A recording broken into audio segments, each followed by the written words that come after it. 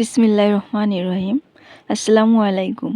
কাছে এবং দূরে যে যেখান থেকে আমার ভিডিওটি দেখছেন, আশা করি সকলে ভালো আছেন। আলহামদুলিল্লাহ আমরাও ভালো আছি। সকলের সুস্বাস্থ্য কামনা করে আজকের ব্লগটি শুরু করলাম। এখন বাজে সকাল 7টা। এখন থেকে নামাজ আদায় করে আর কি ব্লগটা শুরু করলাম। ভিডিওর শুরু থেকে আপুদের কাছে একটা লাইক চেয়ে নিচ্ছি। আশা করি ভিডিওর শুরু থেকে শেষ পর্যন্ত আমার সাথেই থাকবেন। তো শিগগিরই মাইর দেবো কিন্তু। ওর অবস্থা দেখেন, চুলার পরে কাঠ শুকাইতে দিছে, মানে ভিজা নাই, হালকা হালকা সাথে আসছিল, ওর মধ্যে দিছি আমি কাঠ কটা শুকাইতে। ও যে কয়বার দিব সেই কয়বার ওই কাঠ নিয়ে খোঁচাখুচি শুরু করে দিল। ওই অবস্থা দেখেন। আসো আসো আসো, থাক, ওই যে সব নষ্ট হয়ে গেল, যা। ওরা আমি এই যে সকালবেলা বিসেলি মাখাই দিছি, এই যে এই কটা এখন থেকে গেছে, এখনো খায় একদম অল্প অল্প অল্প অল্প খায়। আসো আসো, শীঘ্রই আসো।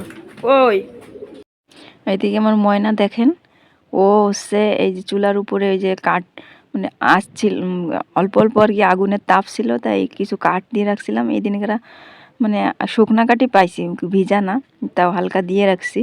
তা ও এই দেওয়া মানে চুলার পরে যখনই কাঠ দিব, ও যায় খোঁচাখুচি শুরু করবে। ওর কথা বললে শুনবেই না, আবার কিছু বলতে গেলে আবার গুঁতা দিবে।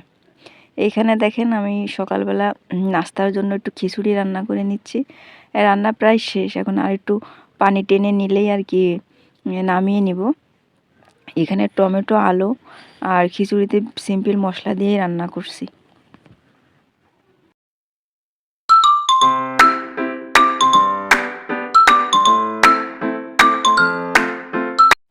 এই পৃথিবীতে সবাই ভালো ব্যবহার পাওয়ার যোগ্য নয়। অতএব আমি মনে করি যে যেমন, তার সাথে মাঝে মধ্যে তেমনই ব্যবহার করা উচিত। এটা অভদ্রতা না, এটা হচ্ছে একটা শিক্ষা। এখানে এই যে রান্না আমার শেষ, আজ হচ্ছে তাড়াতাড়ি করতেছি। এখানে দুপুরেও রান্না করে নিচ্ছি। আজকে লাউ শাক রান্না করতেছি। লাউ শাক আর কি সিদ্ধ করে, তাই হচ্ছে এই যে বাগার দিয়ে দিব। এভাবে রান্না করলেও কিন্তু অনেক টেস্ট লাগে, আপনারাও খেয়ে দেখবেন।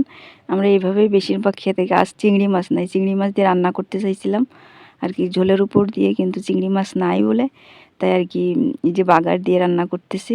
এভাবেও অনেক টেস্ট লাগে, খেয়ে দেখবেন। লাউ শাক এমনি আমার আম্মুর, আমাদের বাসার সবারই খুব পছন্দ। কুমড়া শাকটা বেশি ভালো পছন্দ, কিন্তু বাজারে তো আসলে সবসময় কুমড়া শাক পাওয়া যায় না। কুমড়া শাকটা আমার কাছেও অনেক টেস্ট লাগে। লাউ শাকটা মানে সবসময় পাওয়া যায়, কিন্তু কুমড়া শাকটা সবসময় পাওয়া যায় না।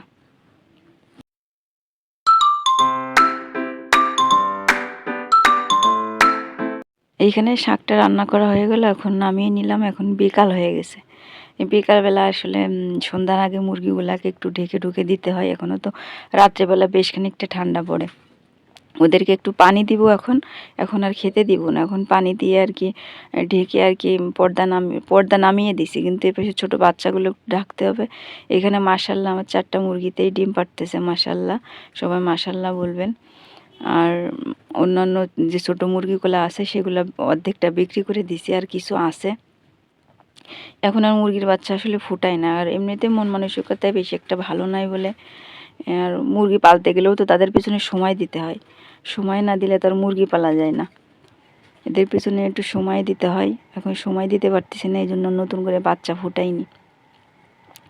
ঘরে বসেই কিন্তু আমরা মেয়েরা কিন্তু একটু কষ্ট করলেই কিন্তু আমরা নিজের হাত দিয়ে হাত খরচ নিজেরাই চালাইতে পারি, বাসার মানুষের কাছে চাওয়া লাগে না। আমি কম বেশি বাসা থেকেই ভালো টাকা ইনকাম করতে পারি। এখানে দেখেন আমার এই মুরগিটা বাইরে সারাদিনে বাইরে থাকে, আর রাত হইলে ওর একটা ঝুড়ি দেওয়া আছে, ওইখানেই ও থাকে। আসলে টাকা আসলে হাতে থাকলে তো টাকা আসলে ভাঙা হয়ে যায়। এই জন্য আমার এই যে ব্যাংকে বেশ অনেকগুলা টাকাই হয়ে গেছে। আমি প্রতিদিনই আর কি কিছু না কিছু রাখার চেষ্টা করি। আর ডিম মনে করেন 2-3 দিনে যে ডিম হয় সেটাও বিক্রি করি, অথবা সপ্তাহে বিক্রি করি, যখন যেটা পারি। কবুতরের বাচ্চা, মুরগি যখন যেটা বিক্রি করি আর কি, এর ভিতরে রেখে দিই। যাই হোক, সকলে ভালো থাকবেন, সুস্থ থাকবেন। আল্লাহ হাফেজ।